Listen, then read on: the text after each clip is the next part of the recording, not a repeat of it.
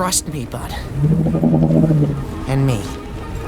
As one. This was undoubtedly the most desperate moment for Toothless. Controlled by the Dragon King, Alpha, he was dragged to the ground, his head pinned, and forced to obey Drago's orders to attack his own companion, Hiccup.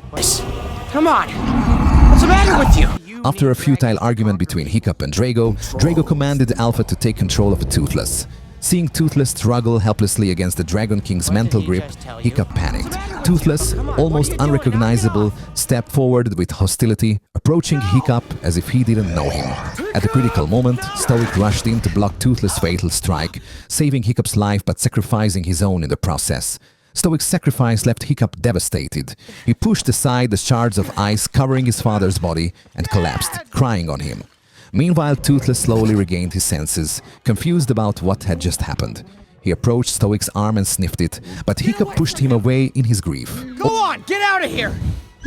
Get away! Overwhelmed by the loss of his father, Hiccup lost all sense of rational thought.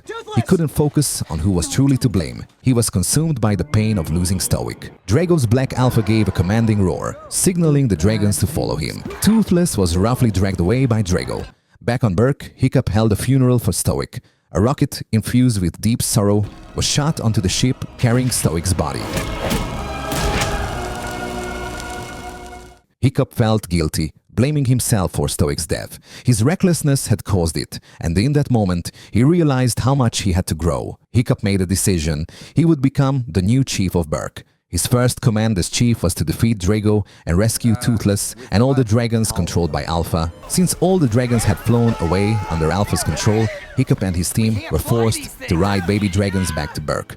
Although the baby dragons had little offensive power, the advantage was that they weren't susceptible to Alpha's control.